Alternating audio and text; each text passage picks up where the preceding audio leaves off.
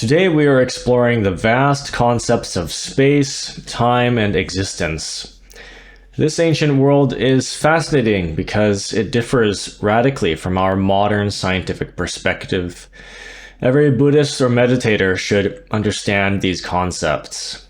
Often the Dhamma is presented in a sterile or dehydrated form. Modern teachers sometimes remove the cosmology because they worry it might unsettle the contemporary mind, especially when we take these concepts literally, as they should be taken. But Buddhism has the intention of coming to terms with stark realities because comprehending them is necessary for our maturity and progress toward enlightenment.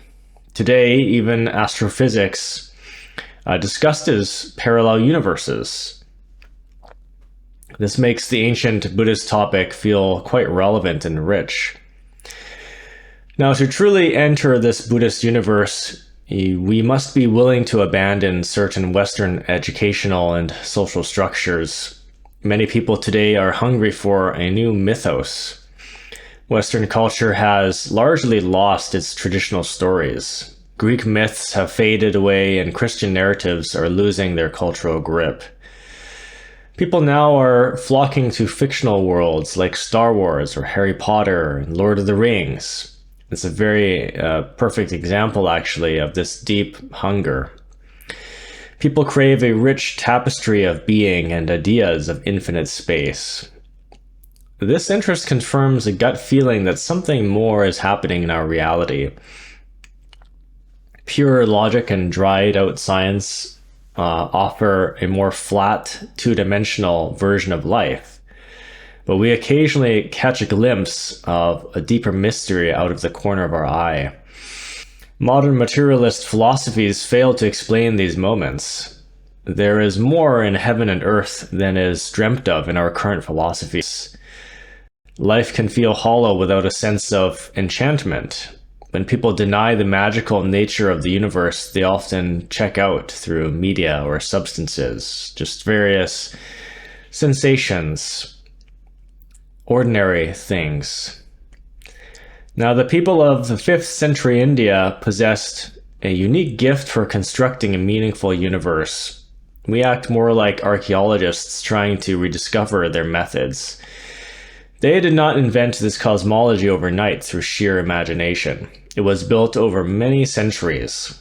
The Buddhist version is a snapshot of a development that began 1,000 years before the Buddha himself. Ancient Indians refined the system continually, like musicians tweaking the lyrics of a song to find new layers of meaning. The Buddha was not just a passive hearer to a prepackaged system. He was a critical thinker who reinterpreted the traditions he inherited. For instance, he completely reshaped the descriptions of the higher celestial realms. A prime example is his treatment of the deity Indra. In the older Vedic periods, Indra was a fierce warrior god similar to Zeus or Thor. He wielded a thunderbolt and was known as a destroyer of cities. The Buddhist version of this figure is known as Sakka. Sakka was Buddhanized, if you will, through the principle of harmlessness, or ahimsa, non-harm. One story tells of a princess captured by a yaka, which is a fierce demonic being, or at least a bestial being, possibly even in some cases, it's a divine celestial beast. So that varies, but it's essentially a big beast, and it threatened to eat her for breakfast when she refused to marry him. So she cries out for a force of goodness to save her, and Sakka appears with his thunderbolt and captures the creature. And instead of killing him, Sakka carries the demon over 7 mountain ranges and releases him. So we see this more humane catch and release approach to justice. The old Indra would have simply vaporized the beast. So even his titles were changed. a name once meaning terrible destroyer, became a great giver of gifts. So that's what Saka means. Now, yakas are a class of beings that appear frequently in these sources. The word can mean being in a general sense, but it usually refers to a certain group. These are the mythological equivalents of European ogres. They are often described as fierce creatures living in the wild. We will encounter them often in our discussions of Buddhist space and time. The early Buddhist conception of space is entirely different from the Greek or medieval European models.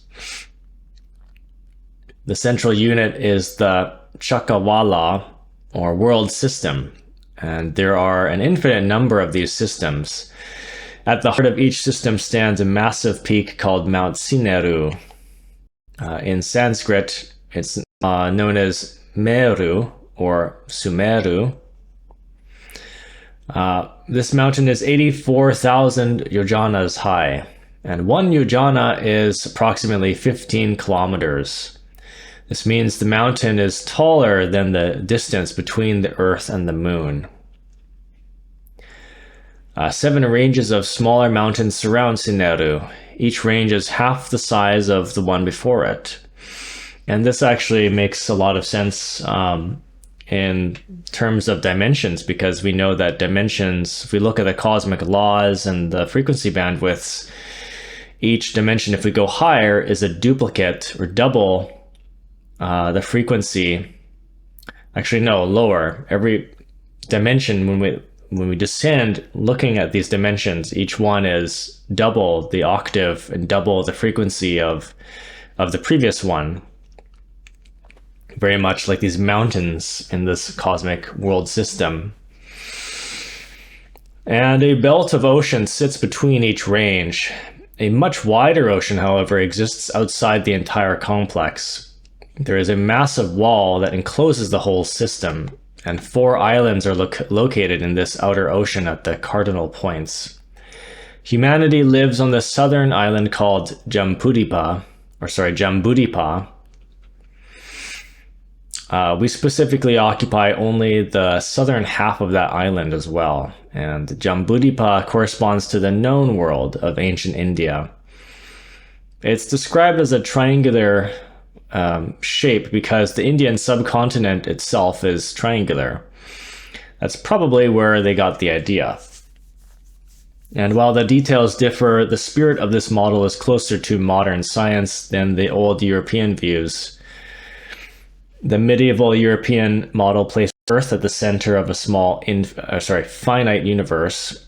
The Buddhist model allows for infinite world systems, and Earth is the southern half of this island that is tucked away in the corner somewhere. Ancient Indians saw these systems packed tightly together like cartwheels on a flat plane.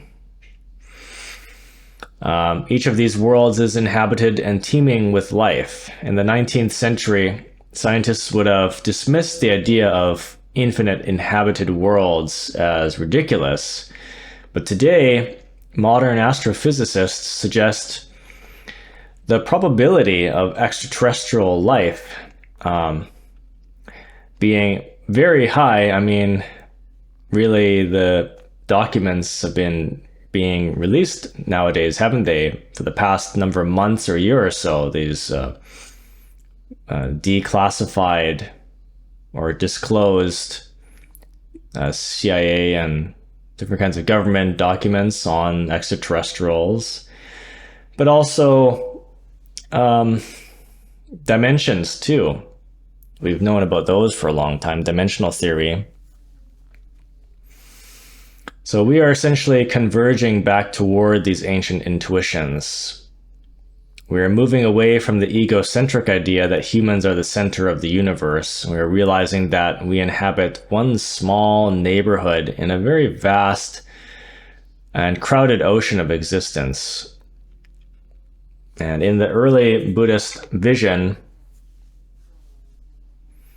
humanity doesn't occupy anything resembling a central or privileged position in the universe. Our specific island of Jambudvipa is a mere speck within the staggering scale of the total world system, or Chakavala. It is just like a dot. So if an artist were to draw this entire system strictly to scale, the great central mountain known as Mount Sineru would dominate the entire canvas. The four great islands would appear, the islands themselves would only appear as just tiny, insignificant dots tucked away in the far corners of the salt ocean. So we must realize that we live on just one half of one of those specks as well. So there are higher classes of divine beings that occupy Jambudvipa and the lush slopes and the radiant peaks of the, well, and higher beings still that occupy the more lush slopes and the radiant peaks of the central mountain. So we reside in a physically minor and peripheral part of the cosmos. And this perspective is designed to set a specific background mood for culture and its practitioners. It radically shifts how a civilization perceives its place in the grand scheme of things. And this is so true because when you understand dimensions, the physical world, that bandwidth of frequencies is so minuscule. It's just a sliver of existence. If you look at the electromagnetic spectrum, there are many frequencies of things that exist, energy forms, like radio waves and all the things we can't see, 5G, radio waves, Wi-Fi, microwaves, gamma rays, X-rays, all this radiation, right? Light, colors that we can't see, infrared, right? Ultraviolet, stuff like that. And frequencies, sounds that we can't hear, above 20,000 hertz. All this existence in life beyond our frequency range that we know we're starting to pick up. It's there, it exists, we know about some of these things, and that's just a taste of it. And not to mention the worlds of existence beyond the electromagnetic spectrum that we so far have measured. So even in the daily chores of life, like plowing fields or chopping wood, that remain the same. The psychological landscape is permanently altered by this sense of vastness.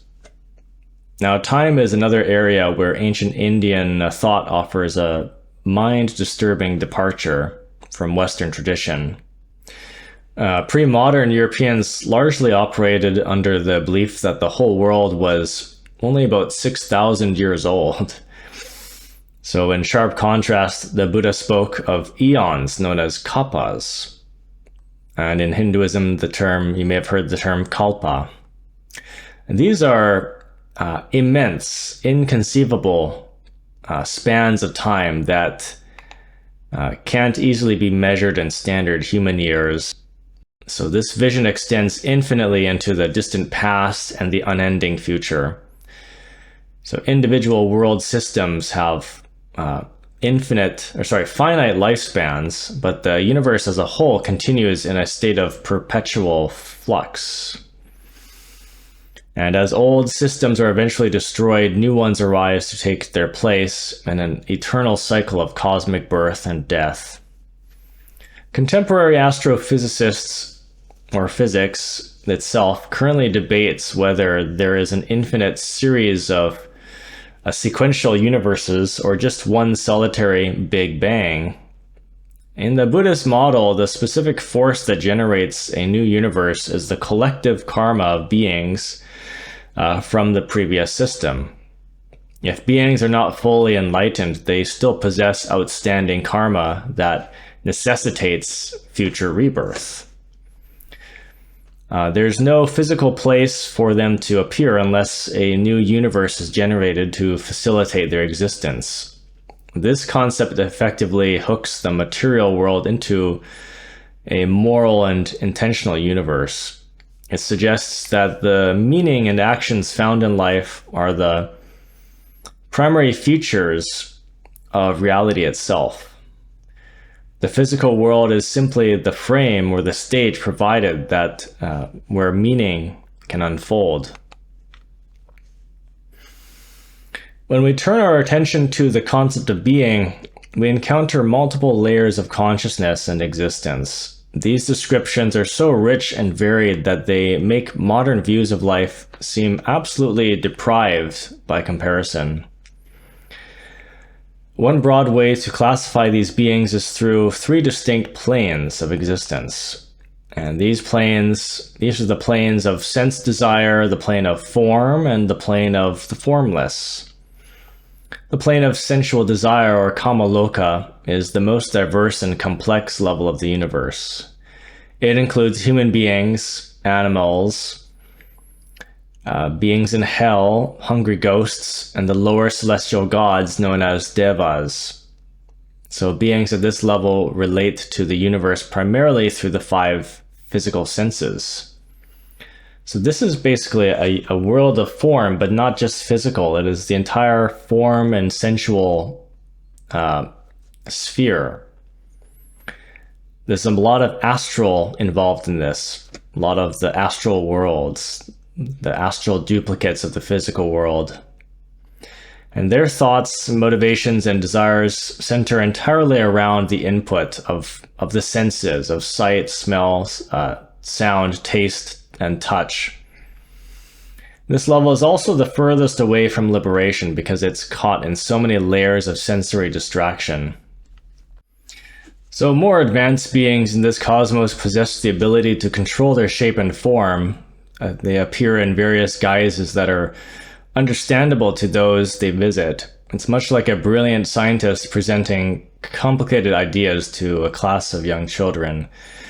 The gods sometimes assume a grosser, coarser form to manifest to those who cannot ordinarily perceive them.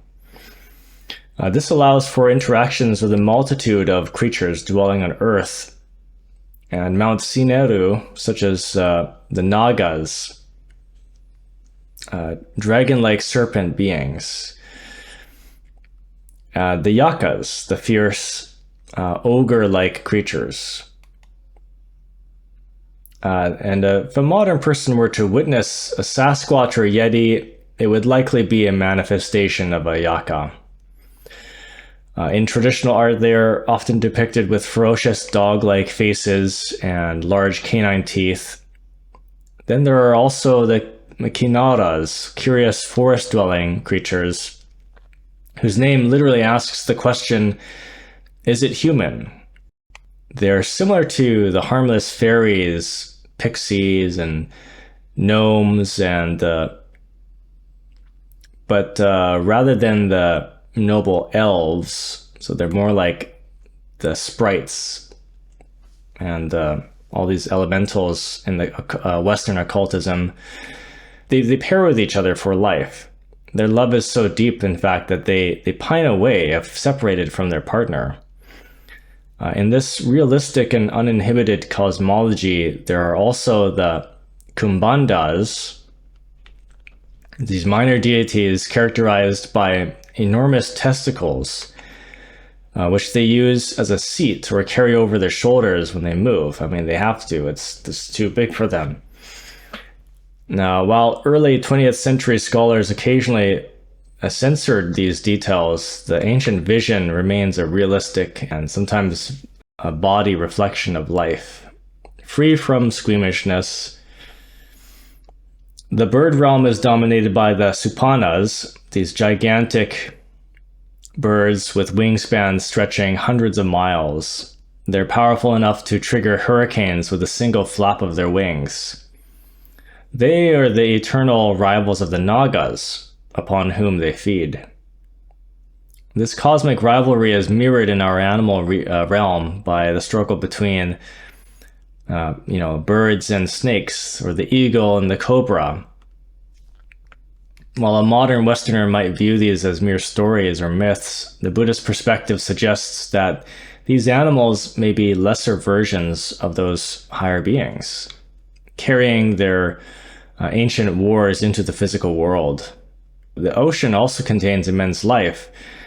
Descriptions of creatures thousands of miles long may seem impossible until you consider the idea of a coral reef, a single, vividly alive entity that is hundreds of miles long. Ancient people perceived these groups not just as individuals, but as a single functioning entity or being.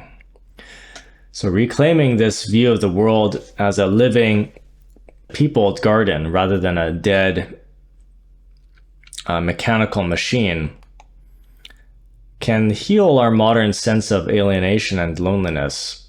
We are never truly alone when we recognize the multiple dimensions around us, the different life forms, the organicness of life. And we must move with respect. Beings like the Nagas are beneficent, but proud.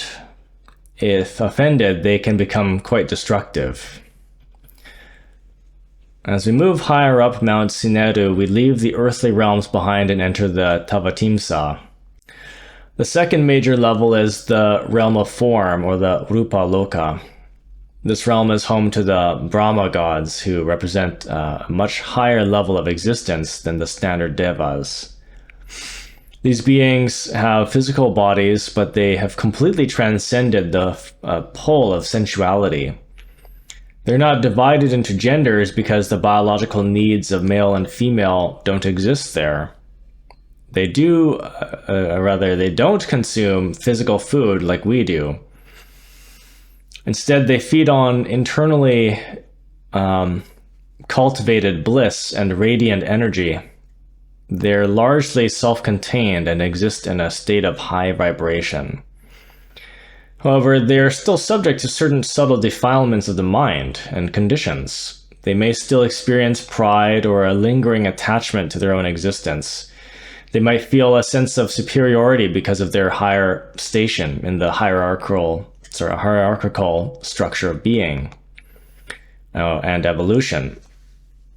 But the third and highest level is the realm of the formless, or arupa loka. This is a fascinating state where beings consist only of mind and consciousness. They possess no physical form or material attributes whatsoever. And you can visualize these levels using a bullseye model with unconditioned perfection at the center as the deepest point in consciousness. The formless realm represents existence at its bare minimum. And as you move further away from the center, you take on more complications and conditions and causation and physical density. The bodily element becomes coarser and more prominent as you descend. And this brings with it all the complex ailments and limitations associated with the physical gravity and biological decay. It's difficult for us to even conceive of a mind-only existence while we are trapped in these lumbering physical frames. Modern physicists sometimes suggest that the ultimate reality of the universe is actually information rather than matter. And this mirrors the ancient idea of a non-material realm governed entirely by thought and mental processes. This cosmology is not intended to be a collection of abstract or dry theories or academic debate. It's meant to be emotionally transformative and helpful to our internal psychology. We must ask ourselves how we can use this knowledge for greater joy and understanding and comprehension of existence. More important things, comprehending suffering or dukkha. Contemplating the Brahma realms is actually a very practical tool for daily meditation. The specific consciousness of a Brahma god is the exact equivalent of the state of jhana. This is a state of deep meditative absorption that one gains through the practice of samadhi. You can actually experience a phase shift in your own consciousness during a sitting of meditation. You can learn to notice whenever your thoughts are relating to the sense realm and choose to go beyond them. Physical discomfort, stiffness, or coldness are simply sensory experiences that occur within the Kamaloka. So by regarding these sensations as irrelevant to your current task, to your practice, or your ultimate goal of existence or conscious abiding, you can begin to train yourself to shift your consciousness toward the higher levels or toward the levels of the Brahma gods. These are not just mythological stories meant to be entertaining. We have the actual option to enter these realms. These are states of mind. Every dimension has a state of psychology. Realms of true human emotions and superhuman emotions of joy and ease. And we can begin practicing in this very life, beginning with mundane feelings and cultivating and refining those into higher, more subtler states. So this is a transformation of the entire being rather than an intellectual exercise alone. We want to make this ancient universe feel alive and vibrant today. We are interested in entering a reality with different priorities to help our spiritual practice. There are really amazing realms closer to Earth that feel almost apparent to our senses if we are quiet enough to notice. In the half-sleep states, when we experience sleep paralysis, which is the more extreme and negative version of this, when we dream and when we have lucid dreams and we're aware enough to make our own decisions. And, the lowest of the heaven realms is the realm of the four great kings.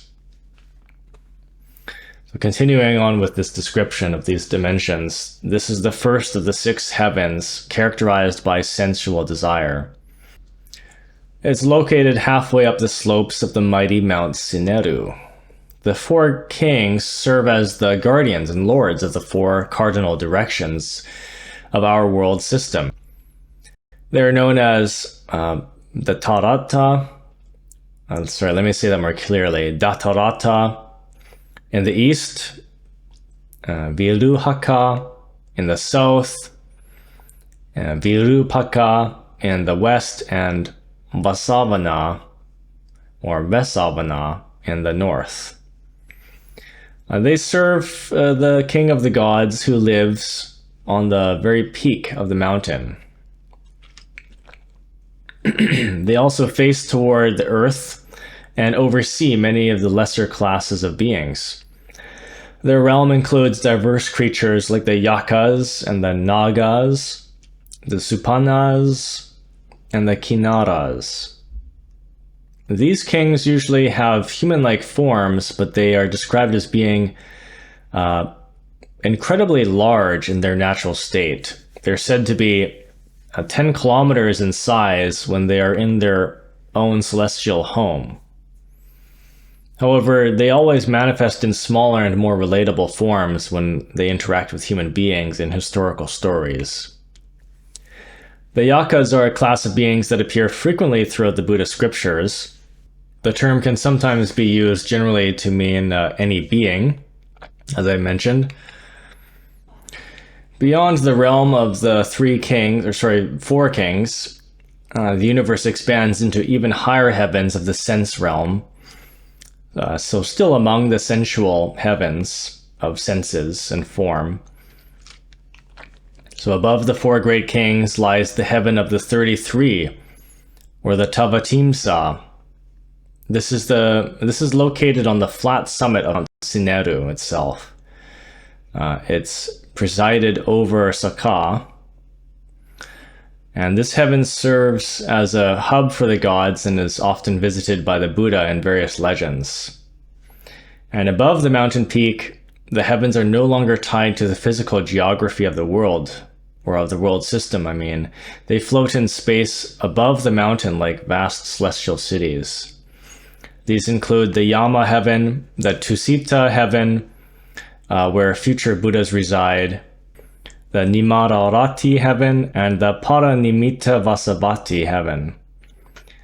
I'll add here that the Yama heaven is a heaven for Yama himself or itself, who actually isn't, as far as I know, isn't really an existing being. I don't think Yama is a literal being like the other kinds of gods. The Yama heaven might exist, but it was mystically or mythologically belonged to Yama, who is, as a reminder, Yama is the great beast of samsara who rotates the wheel of existence. Each of these realms has its own unique lifespan and quality of pleasure. As you go higher, the light becomes more radiant and the lifespans increase by millions of years. However, all of these realms are still part of samsara. Even God living for billions of years will eventually exhaust their good karma and die. They will then be reborn in a lower realm based on their remaining actions. So this is why the Buddha emphasized that even the highest heavens are not the ultimate goal. The goal is to transcend the entire system of rebirth altogether. The structure of the universe also includes various lower realms. Beneath the human world and the great salt ocean lie the realms of suffering. These include the animal kingdom, the realm of the pretas or the petas, the hungry ghosts, and the various hells of Niraya. These are not permanent places of eternal damnation, neither are the heavens eternal. These are all temporary states of being, where creatures and beings work out the results of, and in the realms of suffering, the results of very, very heavy, long accumulated unwholesome karma. The hungry ghosts are often depicted with tiny necks and great bellies to symbolize insatiable desire. But in reality, they do resemble these kinds of forms. Some of them really do have that literal form, and others just have many variations, varieties of contorted disfigurement. The hell realms are described in vivid detail to serve as a moral deterrent for unskillful behavior. And a literal example. The concept of world systems also implies that there are many Earths out there. Each Chakavala has its own 4 islands and its own human population. Some of these islands are described as being much more pleasant than ours. For example, the northern island of Uttarakuru is a place where people live for 1,000 years and have no private property. Our island of Jambudvipa is considered special because it's the island of the rose apple, and it's also known as the place where Buddhas are born. And while it is a realm of much suffering and struggle, it provides a better balance of pain and pleasure, and this motivates people toward liberation. It gives them an understanding of suffering, comprehension of it, which is vital for this work. It gives the incentive to change. So we are living in a time where science is catching up to these ancient intuitions of a populated and infinite universe. A very well populated universe. We are realizing that we are just one small neighborhood in a crowded and incomprehensibly large ocean of being. By opening up our minds to this vast cosmology, we break the narrow shell of our materialistic worldview. We begin to see life as a living, breathing tapestry of existence. We are not alone, and our actions have consequences that ripple across these many places, many planes of being. We must look past the dry facts of modern life to find that enchantment and meaning that the ancients understood so well, that they were so close to. The universe is alive, it's moral, and it's waiting for us to explore its depths with a clear and meditative mind. So this exploration is not just about learning geography or history, it's about discovering the potential of our own consciousness to reach these higher states of bliss and understanding. We're traveling through these beautiful and amazing realms together as we seek the ultimate freedom of the unconditioned.